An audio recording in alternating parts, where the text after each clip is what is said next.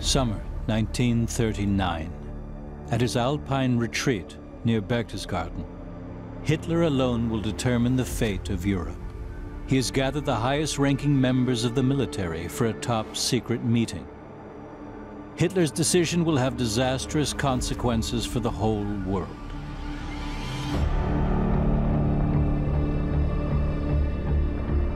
How could an absolute nobody rise to dictator in such a short time? What was his power based on? And why would so many Germans follow him into the abyss?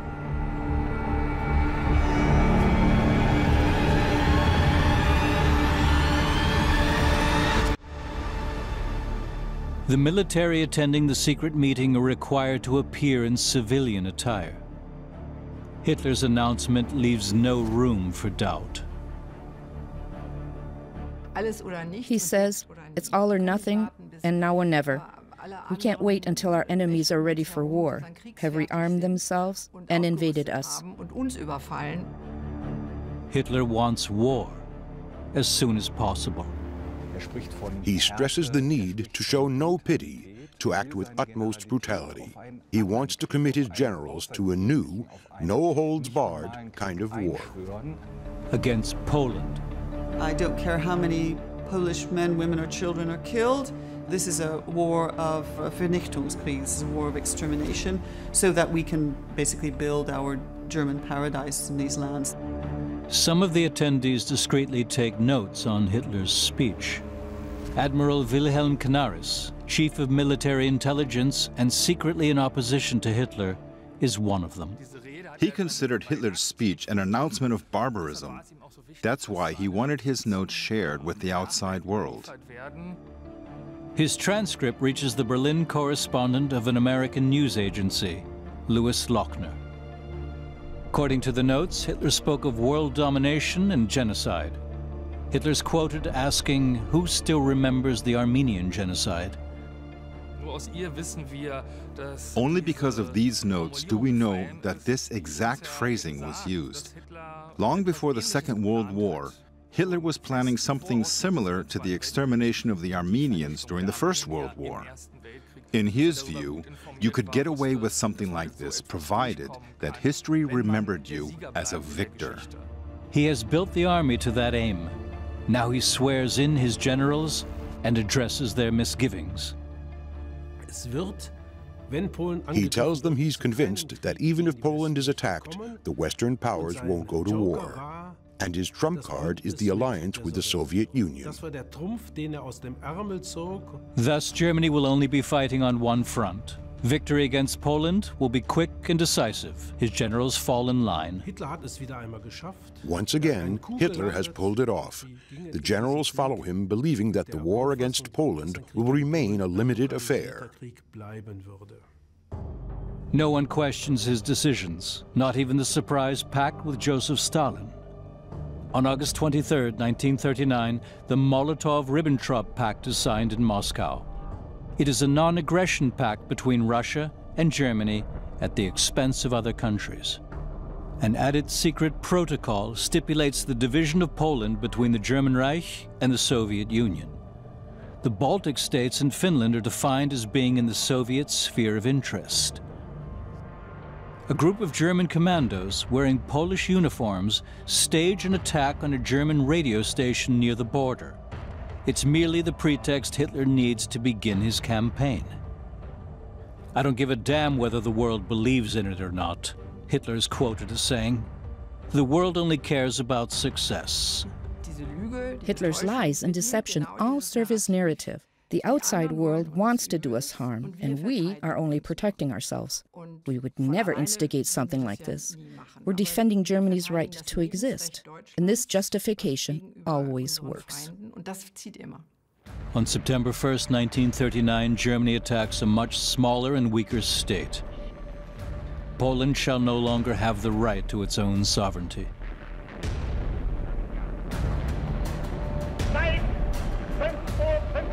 Wird jetzt zurückgeschossen. Und von jetzt ab wird Bombe mit Bombe vergolten. However, many Germans have serious reservations about Hitler's war. Ich will nichts anderes jetzt sein als der erste Soldat des Deutschen Reiches. Yet the war brings about shortages for the German population. Food is rationed. But war also forges a bond. There was one thing that Hitler could count on. The moment a war breaks out, the people rally around their leader, and to express criticism at such a time is considered disloyal and unpatriotic. As a leader in times of war, Hitler has complete control. Yet he needs the people, as well as the military behind him, to maintain his power.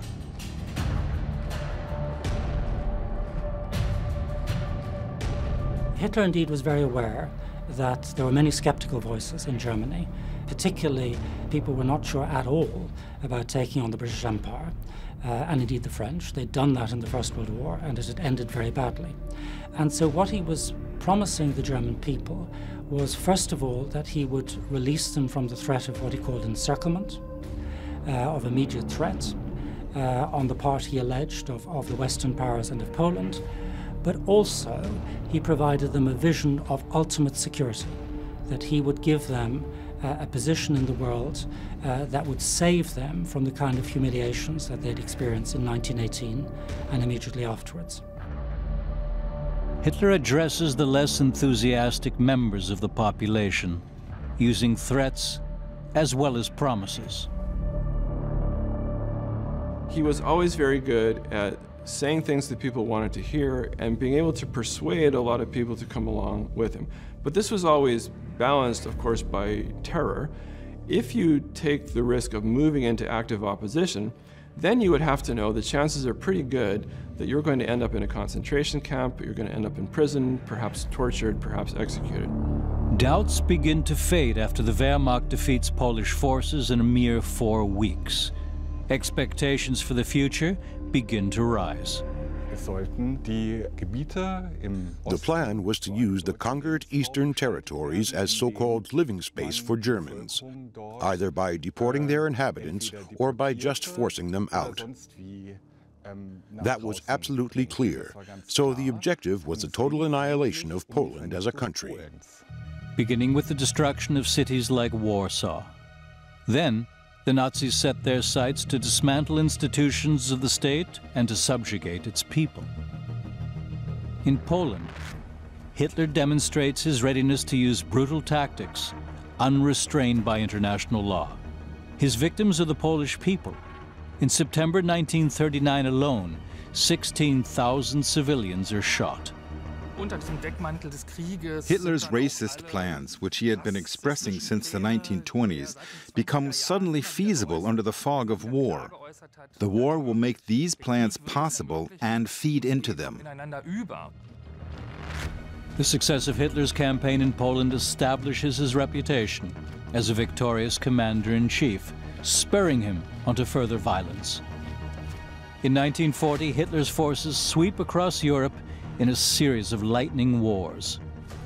In April, Denmark is occupied, followed by Norway. On May 10th, German armies attack in the west.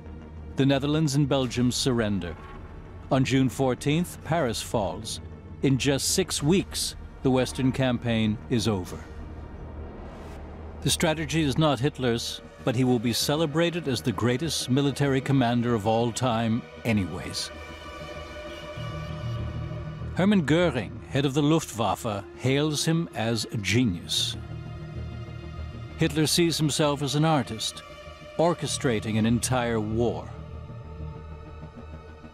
He took the license of someone who's creative to do the opposite of what is expected from a professional soldier versed in the strategy and art of war. In his mind, it was the right of an artist to create by breaking the rules. Berlin, July 6, 1940. Germans felt that they had been oppressed and humiliated by France ever since the Treaty of Versailles in 1919. Hitler's popularity reaches its peak after Germany's victory against the arch-enemy. The German people regarded it as really the apogee of his power. It's also the case that Hitler himself was very, very dubious. For all his public bluster, it's very clear behind the scenes he is extremely worried. He has not suppressed Britain. The Americans are encroaching more and more. Roosevelt's rhetoric is escalating. So really the one person in July 1940 who's not celebrating, along with the rest of the German people, that's Adolf Hitler. He realizes just how precarious his position actually is. For Hitler, history had always been defined by a perpetual battle for survival, which in his view is only just beginning for his nation. In the spring of 1941, the plans for his next step begin to take shape. Hitler was now at the height of his power. The recently completed chancellery in Berlin was to serve as a symbol of the nation's strength. It is here that Hitler will announce his most ambitious plan to his generals. When you entered the chancellery, you had to walk between two large statues, one symbolizing the Wehrmacht and the other symbolizing the party. This must have made an incredible impression on the generals as they entered the chancellery, to see themselves represented on one side. A demonstration of authority and power. They walked down long corridors, furnished and decorated with symbols of power. You practically approached Hitler as if in a procession. Past the massive entrance of his study. On March 30th, 1941, the top brass of the Wehrmacht assemble in the Great Reception Hall. Hitler entered through a side door, took his place behind the podium and delivered a 2-hour speech. Lecturing about invading the Soviet Union as a war of ideologies.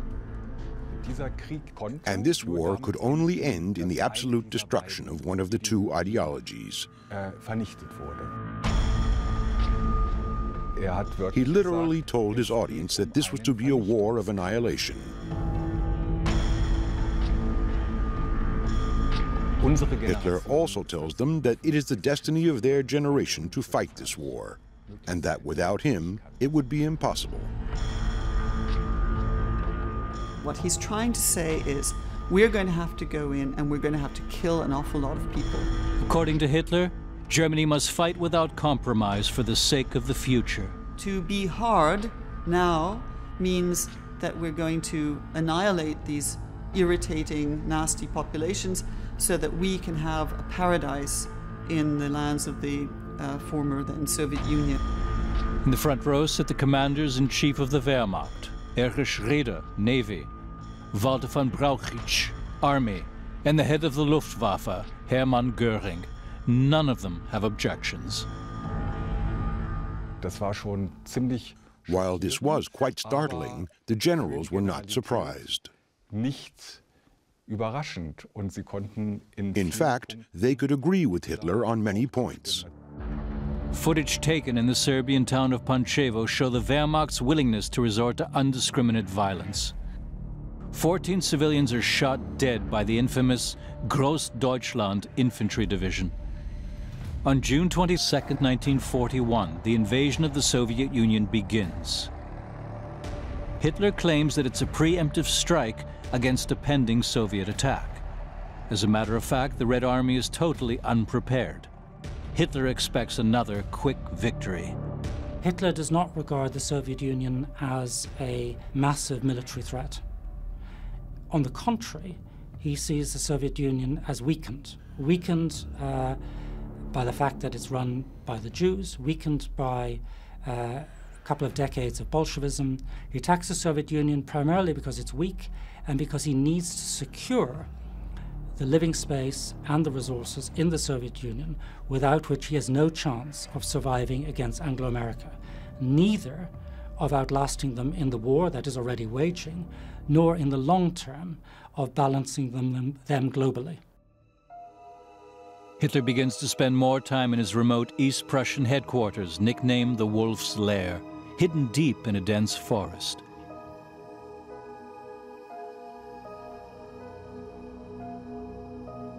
From here, Hitler will direct his war of extermination and conquest.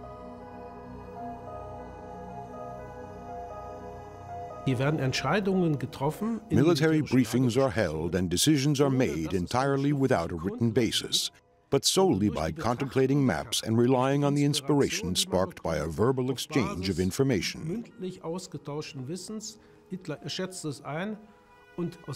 Hitler's decision-finding is based on this intuitive style of meetings. Hundreds of thousands of Soviet soldiers are cut off by the Wehrmacht's pincer movements and end up in captivity, where their lives count for nothing. Hitler had instructed his generals that a communist is not to be thought of as a comrade.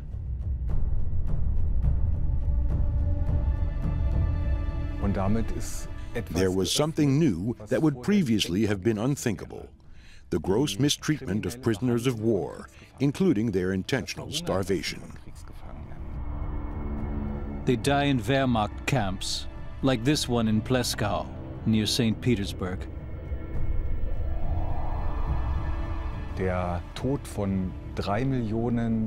eventual death of 3 million Soviet prisoners of war while in German custody was already implied by Hitler's speech.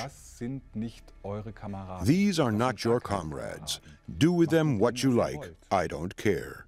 This is a matter of survival of the fittest. Hitler's orders are primarily directed against Jews and Soviet propaganda officers, known as commissars. All commissars and all Jews are to be killed right off the bat. And then anybody who's considered to be suspicious, as he says, anybody who even looks at us askance in the wrong way can just be shot, just to be killed. Anybody who commits such a crime is going to get away with it, as Hitler's decided that they're not going to be prosecuted in any way. So in other words, you're already upping the level of brutality and violence to a level that's almost unheard of in any other theater of war in world history. Those considered partisans are hanged as a form of deterrence. Hitler's war crimes are also directed towards the Jewish population of the Soviet Union. They are branded by a yellow circle sewn on their clothing. He is going to essentially wage this as a war of annihilation. Part of this is to hit the Slavic population, particularly of the Ukraine and of Belarus. He regards them as useless mouths. He sees the Soviet Jews as effectively enemy combatants. He sees Soviet Jewry in a symbiotic relationship with the Bolshevik regime. He planned the murder of the Soviet Jews, and we know that because, of course, the Einsatzgruppen of SS killing squads were sent in, following close behind the front. By the end of 1941, Nazi commandos have murdered more than 500,000 Jews, like here in Liepāja, Latvia.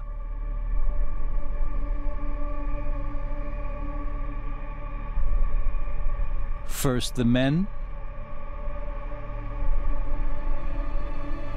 then the women, and even the children. Dead zones are to Hitler's advantage. He can plunder the captured territories without restraint and thus bolster his power on the home front.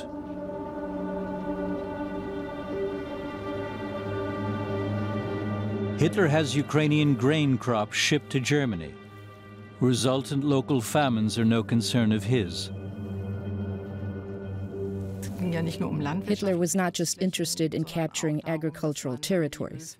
It was also important to gain access to the oil fields of the Caucasus, where resources could be obtained with minimal effort. Hitler's promise of the oil fields was a way of keeping the population of Germany in line. And you have to keep in mind that Hitler was known to deliver on the promises that he made.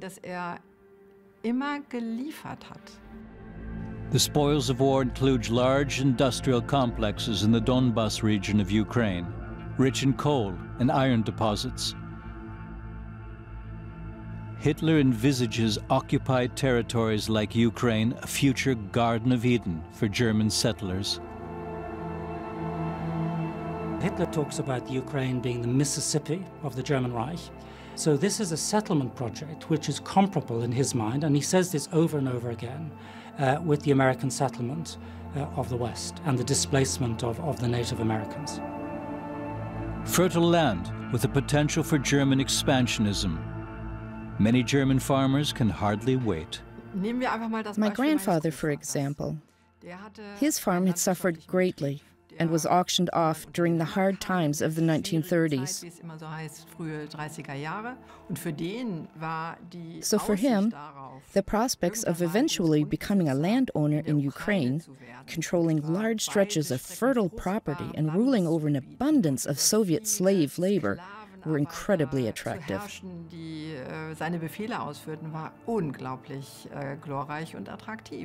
It was a strong incentive for him to support Hitler's regime and made him a compliant follower.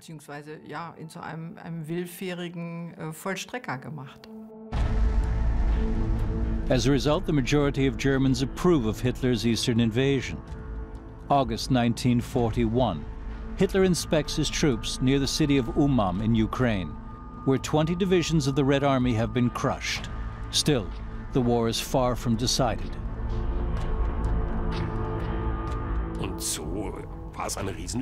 From the very start, the Soviet Union was grossly underestimated by the German High Command, and Hitler himself. The number of tanks available, or the number of reservists the Red Army had at its disposal, had been underestimated by up to 200%. So for the first time, concern begins to grow among the German military. Not outright panic, but certainly some amount of unease. In the extreme cold of the Russian winter, the situation considerably worsens.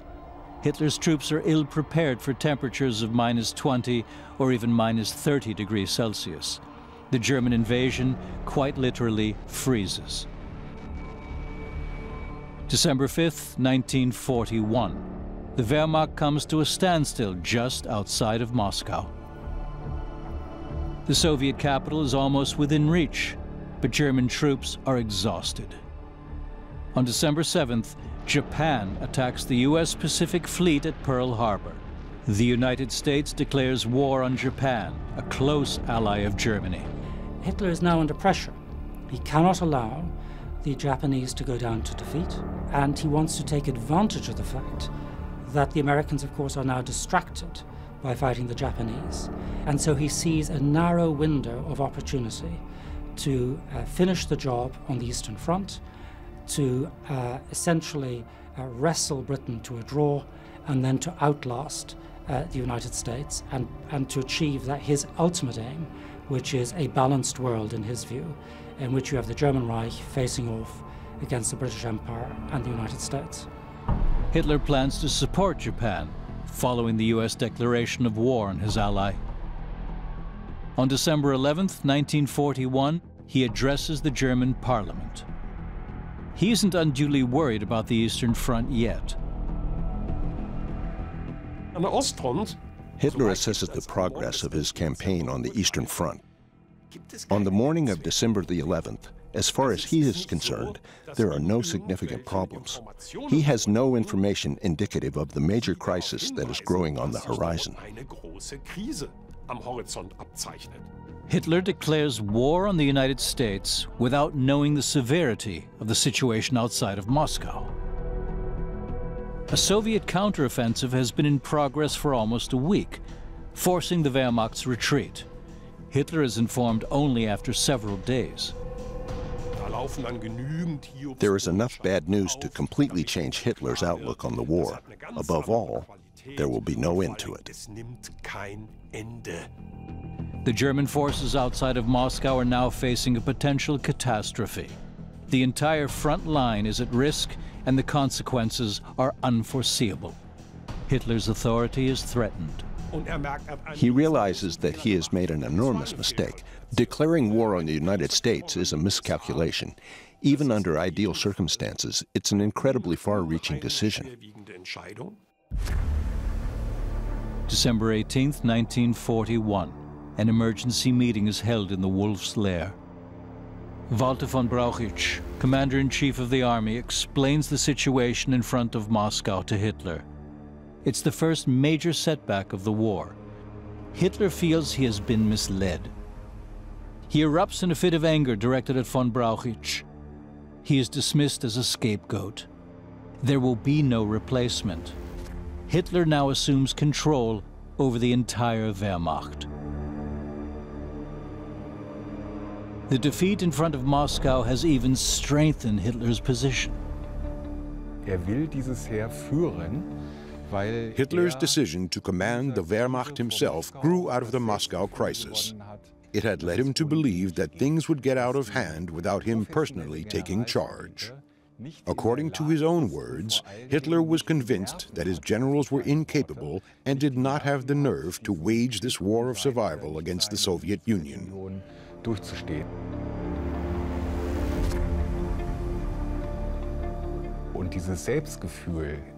And this feeling that he must direct the war himself will sustain him until 1945.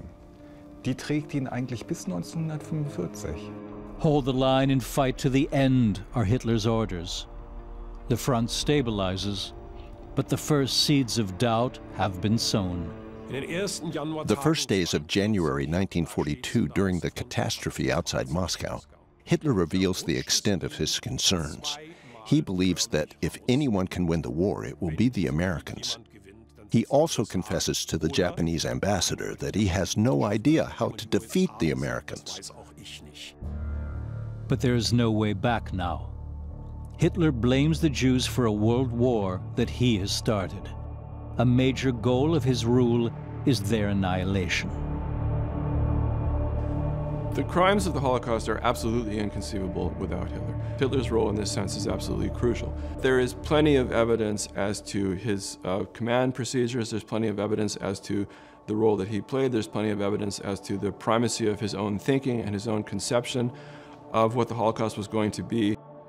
Hitler has made this clear in public on multiple occasions. Wenn es dem internationalen Finanzjudentum in und außerhalb Europas gelingen sollte, die Völker noch einmal in einen Weltkrieg zu stürzen, dann wird das Ergebnis nicht die Bolschewisierung der Erde und damit der Sieg des Judentums sein, sondern die Vernichtung der jüdischen Rasse in Europa. It's not a coincidence that what we today think of as the Holocaust, in other words, the systematic murder of Jews in Europe, really begins and coincides with the Nazi attack on the Soviet Union, because that attack opens up possibilities. Hitler gives his henchmen the verbal order to begin the mass murders.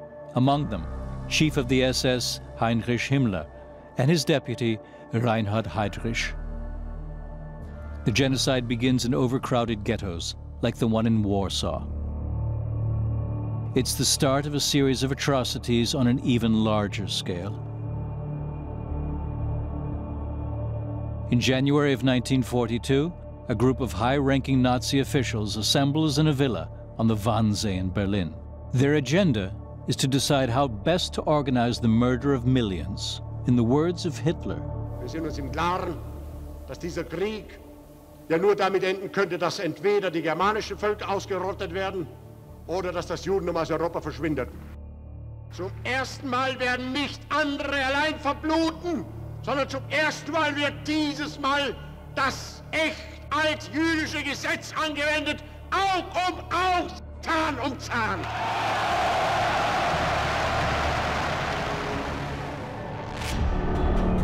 From all across Europe, deportation trains begin to arrive in camps, built with a single purpose in mind: the extermination of human life. They include Chełmno, Belzec, Sobibor, Treblinka, Majdanek, and Auschwitz-Birkenau. Of course, Hitler did not reveal to the German citizens what was taking place outside of their borders. It was not by chance that those extermination camps were located outside of German territory. But their existence was not completely unknown to the population. Soldiers deployed on the Eastern Front often knew of them and would sometimes even tell their families. ihren Familien berichtet. It's the Holocaust. Hitler's racially driven hatred, expressed as early as 1919, will ultimately lead to the murder of more than 6 million people.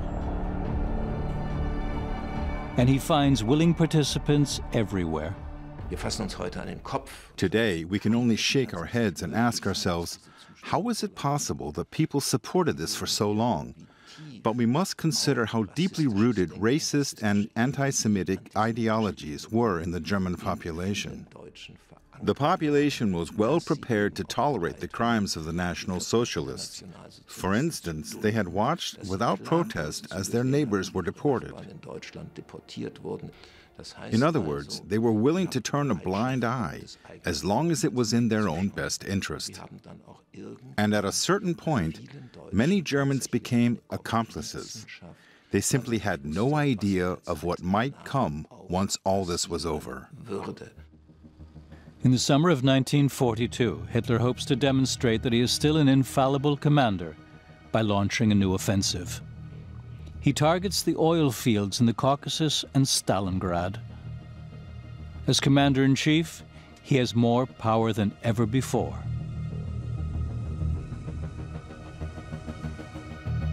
It is a power that Hitler refuses to share. According to his self-image, he's a master among amateurs. In his opinion, his generals are mere civilians in uniform. There are exceptions to the rule, but broadly speaking, he despises the general staff of the Wehrmacht.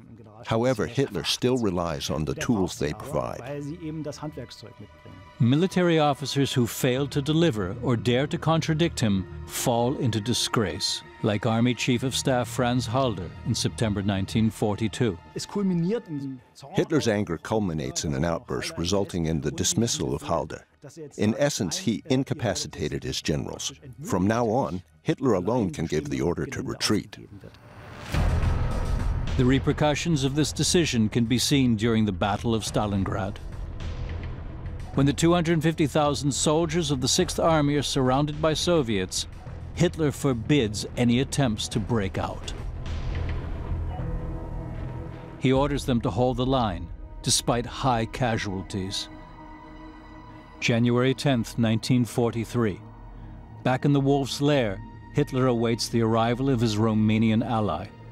Marshal Ion Antonescu has lost more than 150,000 men at Stalingrad. He had been counting on Hitler's victory. When visited by Antonescu in 1943, Hitler finds himself in a difficult situation. Militarily speaking, the war can no longer be won. Hitler is now anxious to avoid any more significant mistakes. He's become increasingly hesitant in the spring of 1943. He knows his claims to genius could begin to erode in the face of failure. Criticism of Hitler grows following Stalingrad, something that was practically non-existent before. Hitler's reputation as a victorious leader begins to take damage. His power is based entirely on the illusion of infallibility. From 1942 onwards, and particularly from 1943 with Stalingrad, it was clear that the war was going very badly. Hitler was a charismatic Führer, and you cannot be a charismatic, powerful leader figure unless you produce success. You do not go out and proclaim to your following failures. You only announce victories. Stalingrad marks a psychological turning point in World War II. In the face of defeat, Hitler's power begins to decline.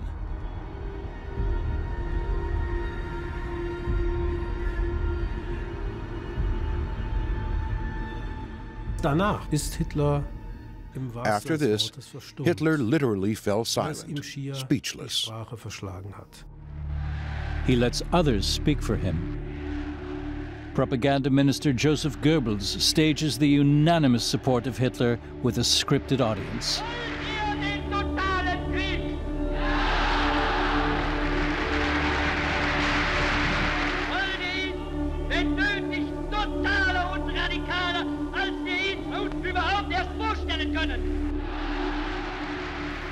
The psychological impact of Stalingrad was significant.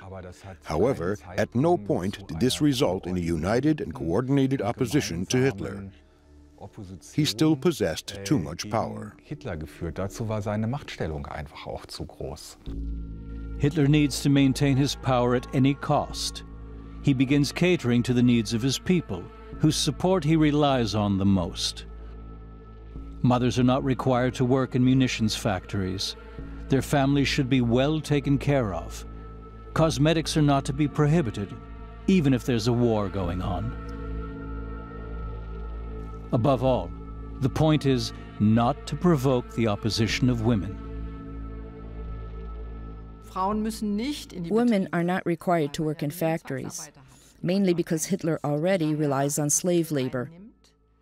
The German population benefits from forced labor, especially those who are loyal to Hitler. Everyone profits from this, men as well as women.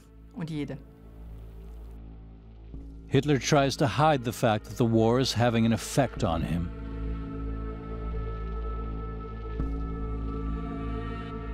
On a personal level, I think just as important was the fact that Hitler was in failing health. He had early signs of Parkinson's disease, he had a tremor, he was shaking, he was visibly aging very, very fast. He's got a lot of losses to deal with, and he doesn't even want to admit to himself how badly things are going. Things are also looking dire on the home front, especially the cities affected by Allied bombing. For example, the city center of Düsseldorf in May 1943. Not once does Hitler visit one of the many bombing sites across his empire. He withdraws in an effort to avoid assuming any responsibility for the massive amounts of destruction and suffering. In his opinion, it is always others who have failed and not done enough to protect their cities, never Hitler. His presence at any of the bombing sites would have been an obvious admittance of his responsibility, which is why he purposely avoids them. Hitler won't shed a single tear for the Germans, he says. If they are no longer strong enough or willing to make sacrifices, they may as well perish. He's a prophet of strength. Hitler despises weakness, especially in others, and this includes the Germans as a nation. He witnesses destruction, and he sees his own people fall into a state of helplessness, left without a roof over their heads. But instead of compassion or empathy, Hitler just feels disgust.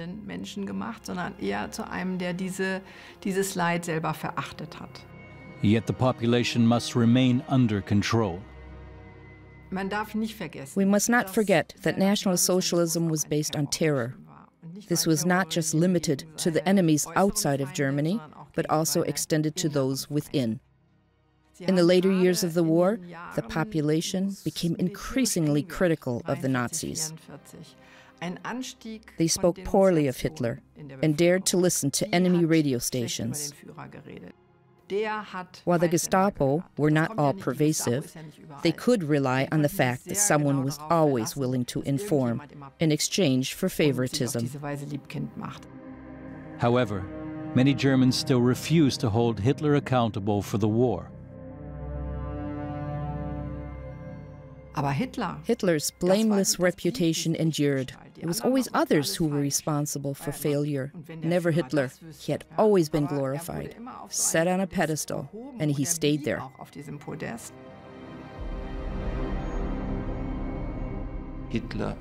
Until the very end, Hitler was adored by those he appeared to be oppressing.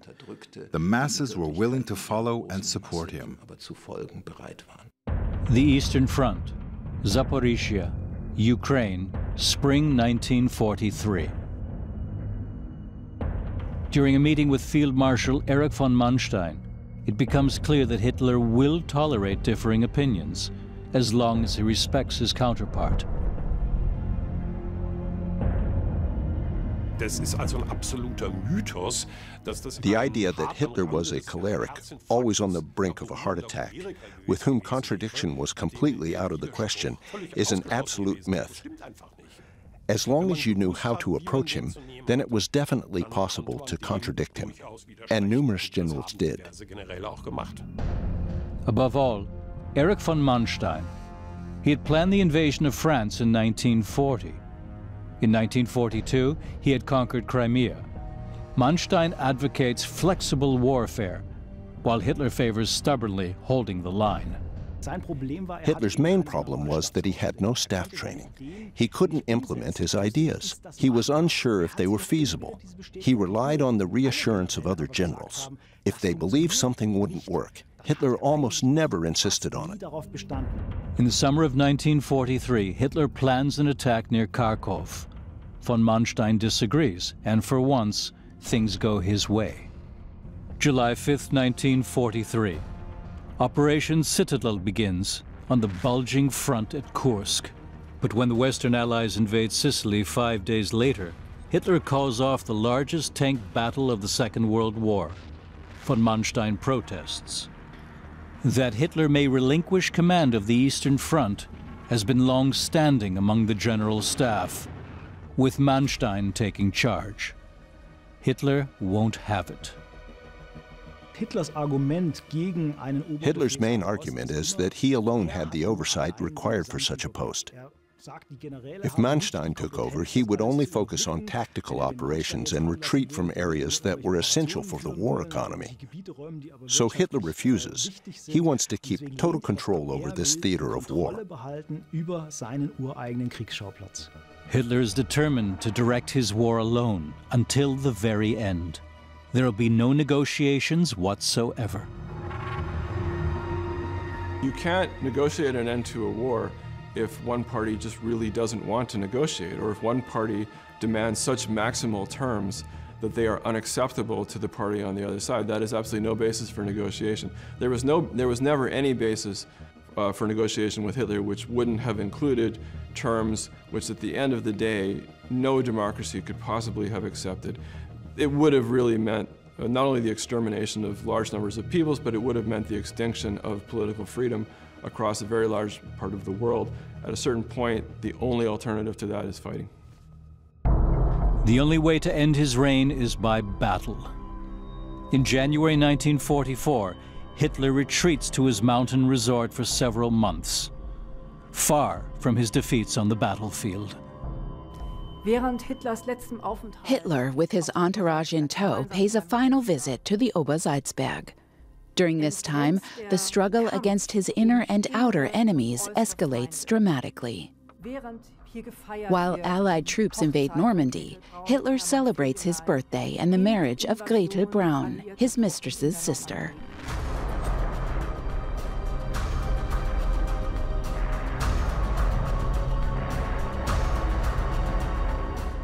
It's the beginning of the end. But Hitler's Holocaust continues. Hitler and SS chief Himmler discuss initiating yet another mass murder. Beginning in May 1944, Hungarian Jews are deported to Auschwitz-Birkenau. More than 400,000 people are killed. It's not a topic of conversation among Hitler and his entourage.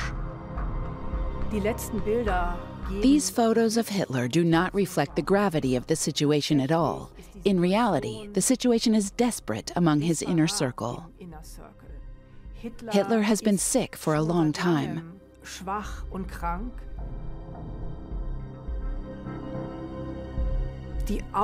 His aura of a chosen leader gives way to the shame of the defeated. Yet Hitler clings on. His propaganda begins to focus on messages of endurance and resistance in the face of the enemy. We've gone so far, we have to succeed. And the fear of Bolshevism was huge. The fear of what the Allies might do, the Western Allies in terms of revenge, and the fear of Bolshevism and what the Soviet Union might do in terms of revenge. Well, the joke was current. Enjoy the war, for the peace will be frightful, you know. On April 20th, 1944, Hitler celebrates his birthday on an Autobahn. He's about to lead his empire towards an unstoppable disaster.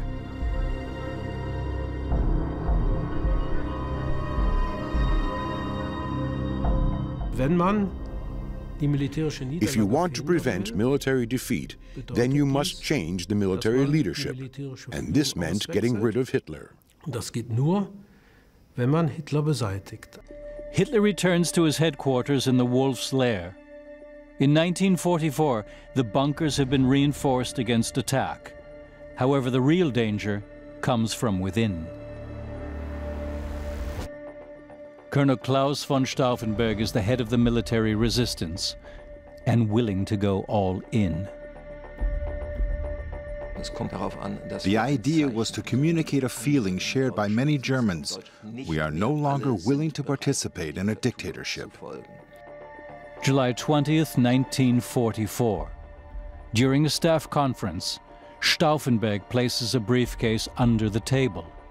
Inside is a time bomb. It's supposed to definitively end Hitler's reign.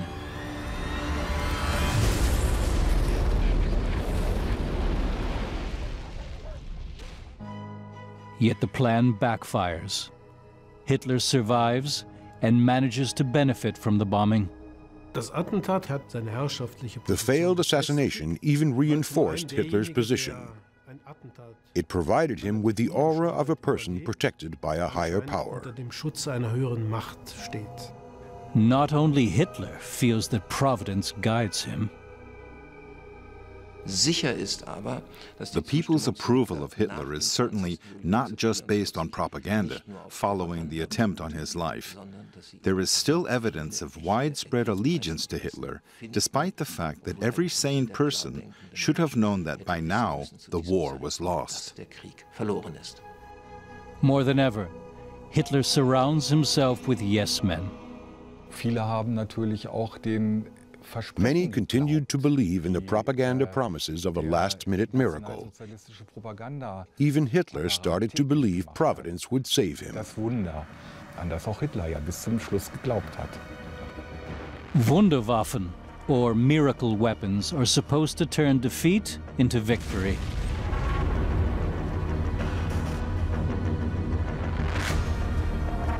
It's not God who performs these miracles, but Hitler himself. He's the one who will pull it off in the end. That's the image which he advertises, and since miracles are badly needed, he succeeds. Yet by early 1945, his empire lays in ruin. The armies of the Allies have advanced far into the Reich. For many, Hitler has become a thing of the past, but the future is still uncertain. There are some people who may have felt very bound to Hitler, his close inner circle, and some fanatics, but I think the vast majority of people by the late war months were really not feeling enthralled to Hitler. They were just desperate for an end to the war and fearful of saying anything about it. Terror and fear reign until the end. The people struggle to survive in the chaos of destroyed cities.